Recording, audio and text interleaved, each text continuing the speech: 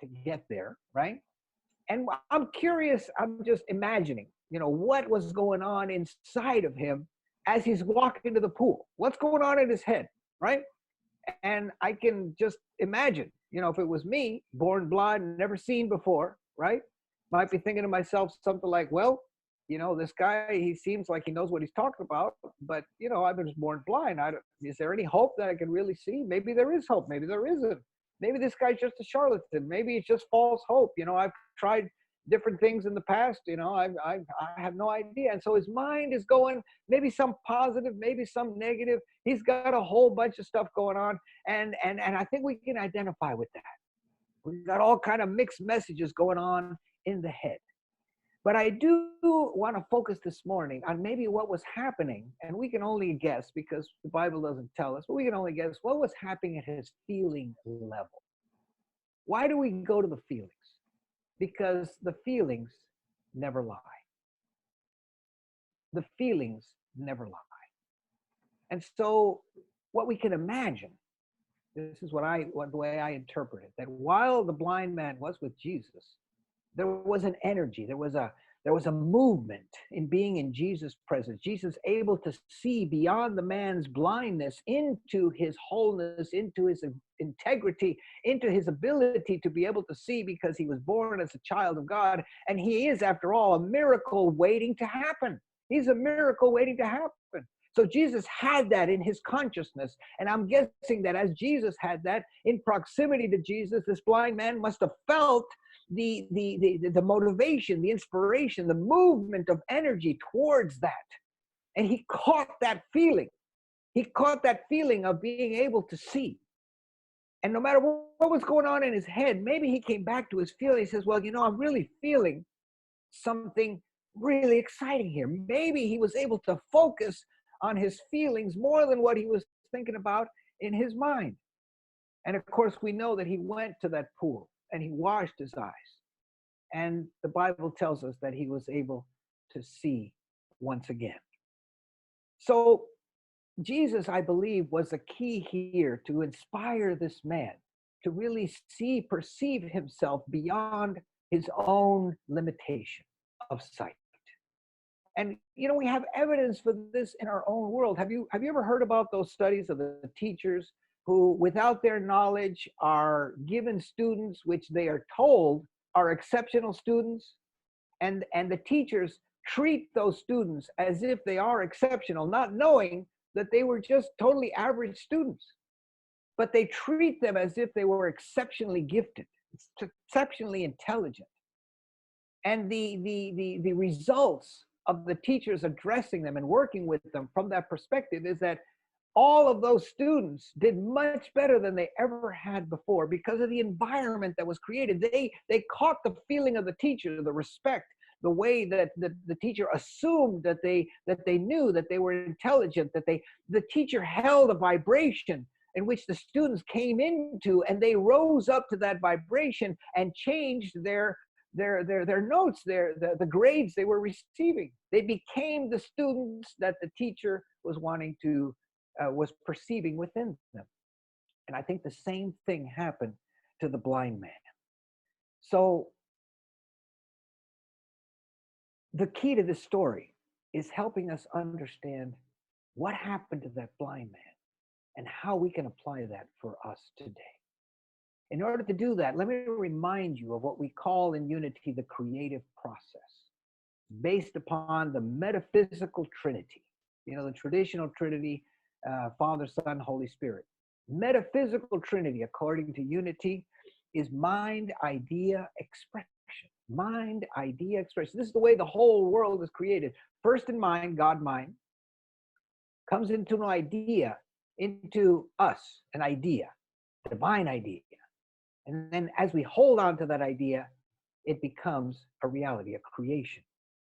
And of course, it's all based on our basic theology within Unity that starts on what we call a principle. And the principle is there's only one presence, one power, God the good, omnipotent. And when we say that, we're seeing that there is no secondary power, there's no secondary reality. That is the basis of all of our expression. One presence, one power. This is so important for us because that's what we declare as real. Even though we can't see it with our eyes, we know that that presence of God is the reality that we are. And then, of course, the second idea in our unity theology is that we are intimately one with that reality. There's no separation from it. We are fully integrated into that truth that God is. God is, I am, we say. And then, of course, we come into the declaration, the third step of our theology, the third idea of our theology is that we have access to that reality through what we call the law. In unity, there is one law, and the law is the law of mind action. Thoughts held in mind produce after their kind. However you want to express it, know it, the mind activity, that which we hold within ourselves, we understand will come into the manifest realm. And then the fourth idea is that the highest form of mind action is what we call prayer, where we lift ourselves in consciousness to connect with the highest ideals, the highest ideas within us. And then, of course, we move into the expression, the manifestation, because our fifth step of our theology says that it's all well and good, but it needs to be demonstrated. It needs to be shown. It needs to show up in our third dimensional reality. And so as we contemplate that in light of what we're talking, you might ask yourself, well, what does that have to do with us today and our current situation that we're facing? Well, as I was thinking about this, I was inspired to think back on a speech that C.S. Lewis gave many years ago. I think it was a university commencement speech or something. He talked about longing, and this is a famous kind of speech that C.S. Lewis is known for. And C.S. Lewis is talking about the longing that all of us have to be one with God. In our unity language, that's how we would describe it. C.S. Lewis identifies that wonderful longing that we have to be one with God. And he paints this image, which I think is really helpful for us today. Let me read you just that paragraph from his speech. This is C.S. Lewis speaking. He says, apparently then, our lifelong nostalgia, our longing to be reunited with something in the universe from which we are now feel cut off, to be in the inside of some door which we have always seen from the outside, is no mere neurotic fancy, but the truest index of our real situation. And to be at last summoned inside would be both glory and honor beyond all our merits, and also the healing of that old ache. At present, we are on the outside of the world, the wrong side of the door. I'll stop there, but he does go on to acknowledge that being on the inside of the door is possible and it is our destiny. But just that moment, he presents us this image where we're outside a door, longing to get on the inside of the door, because on the inside of the door is what we really want. It'll satisfy the longing that we have. And of course, what is on the other side of that door? Well, in unity language, we would call it oneness consciousness, kingdom consciousness. And what we need to remember about that is that, what is the kingdom like? Let's talk about what is the kingdom all about?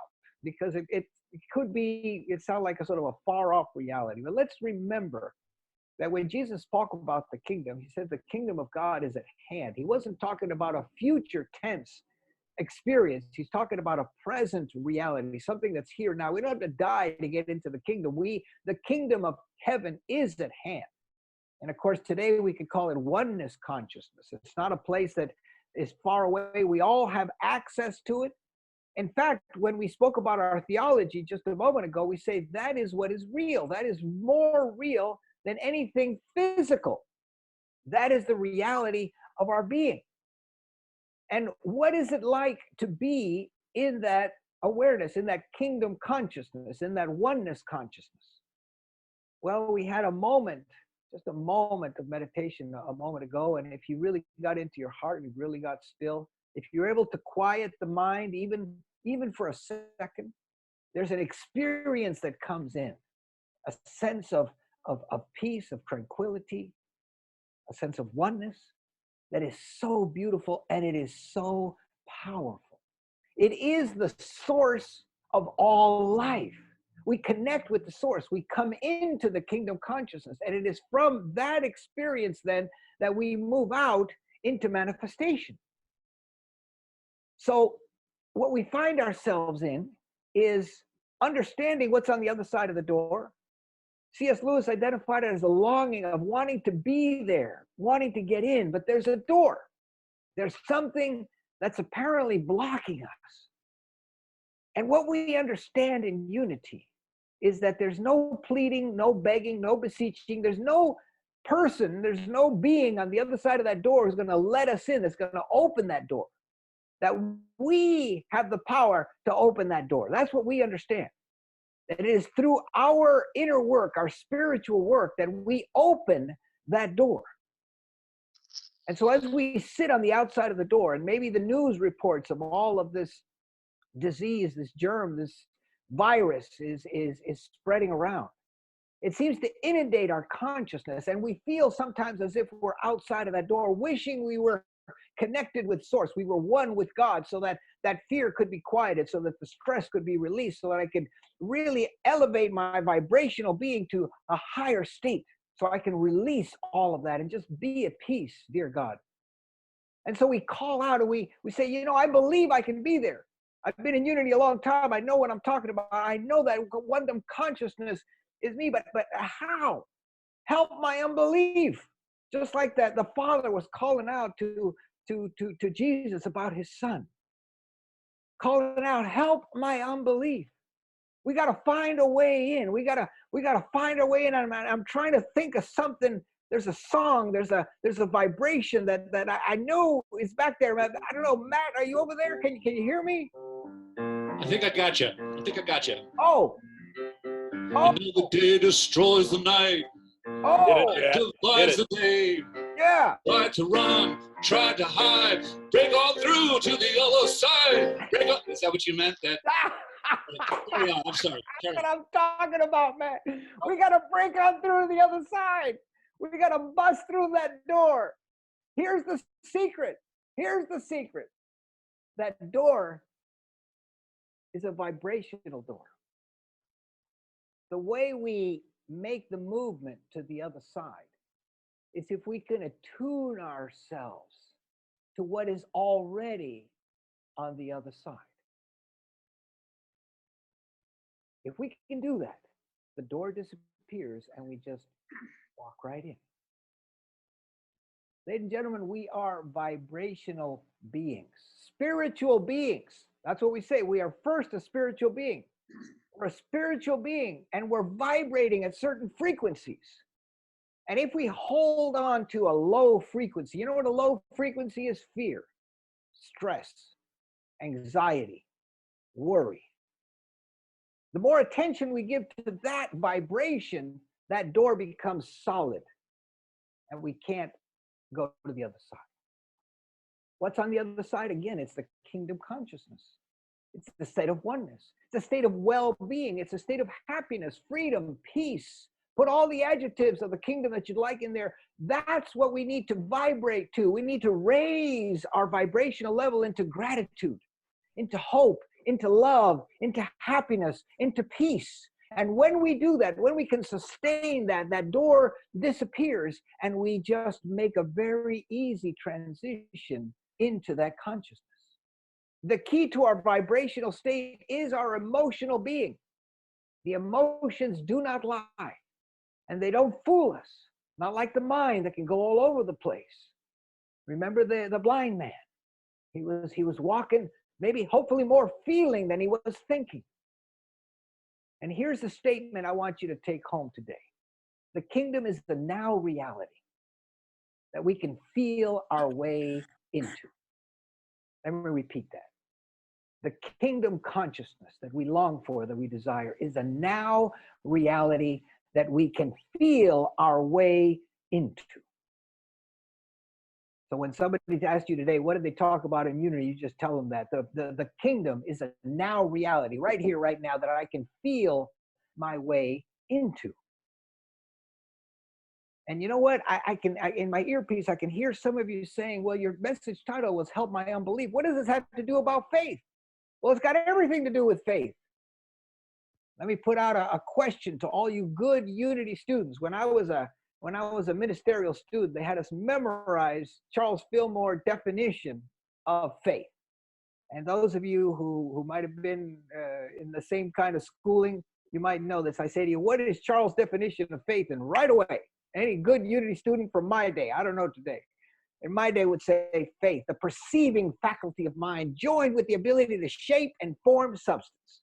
Charles Fillmore, the perceiving faculty of mind joined with the ability to shape and form substance. Wow.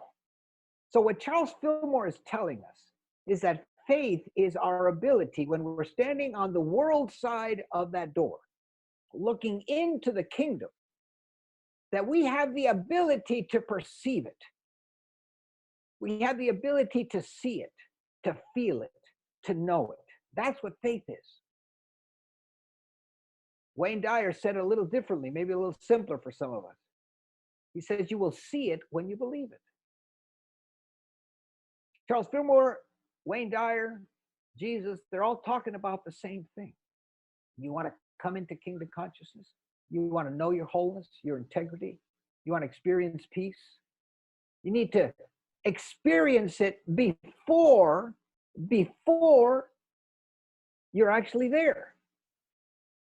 This is what the blind man did. He was able to perceive his wholeness.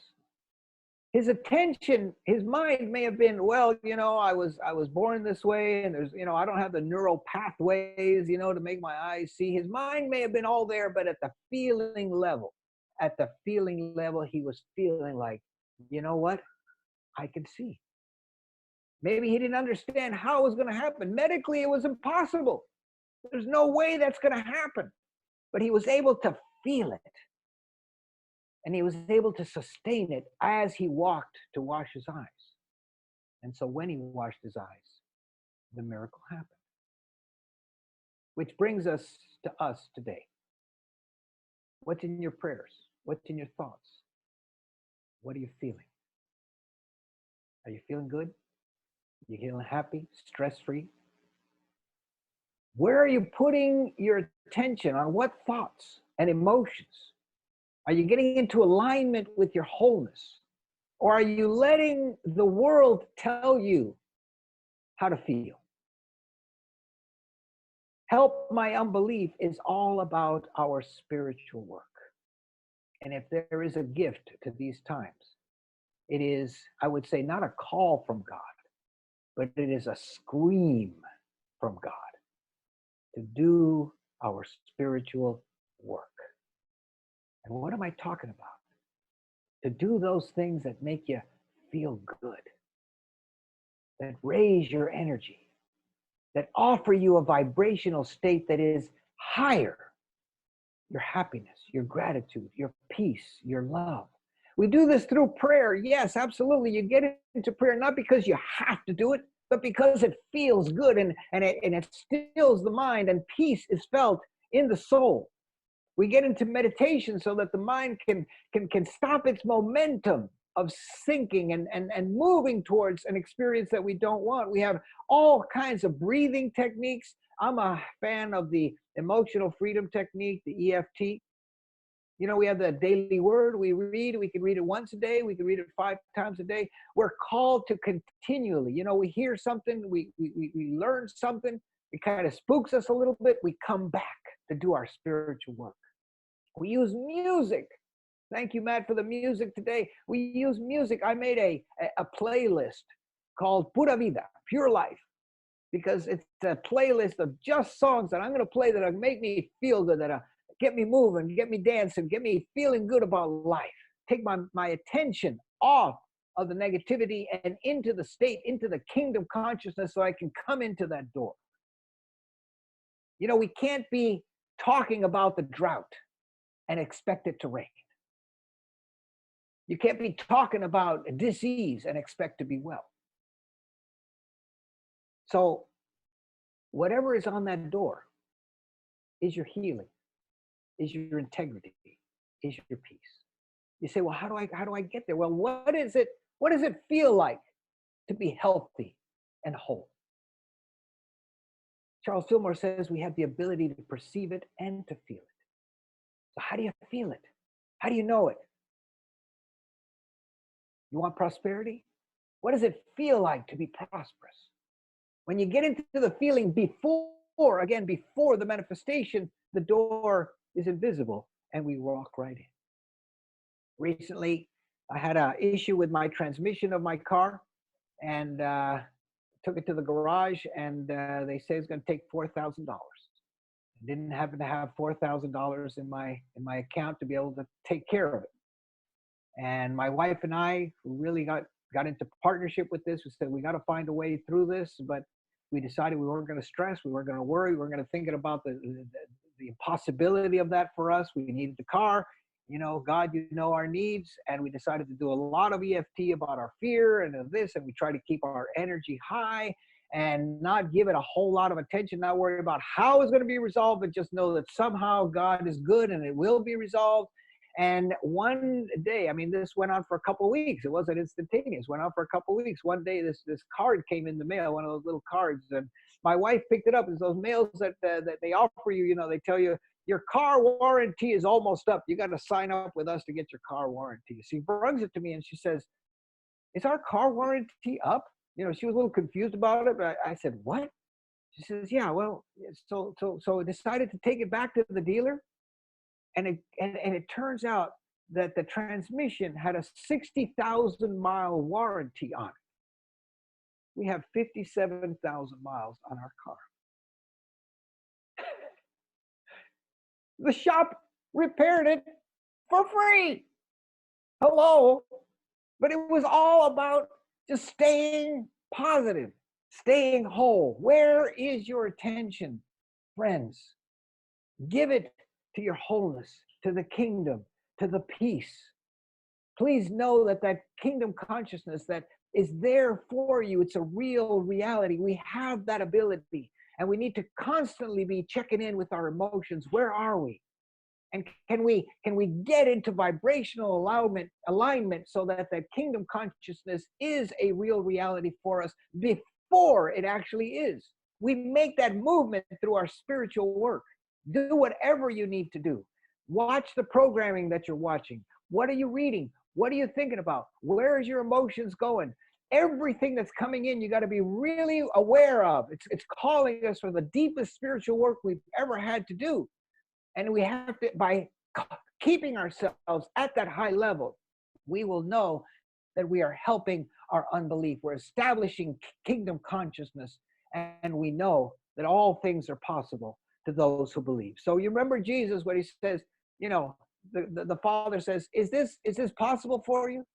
Jesus says, wow, all things are possible to those who believe. So God bless you in establishing that kingdom vibrational reality in your heart and in your life. I love you. God bless you.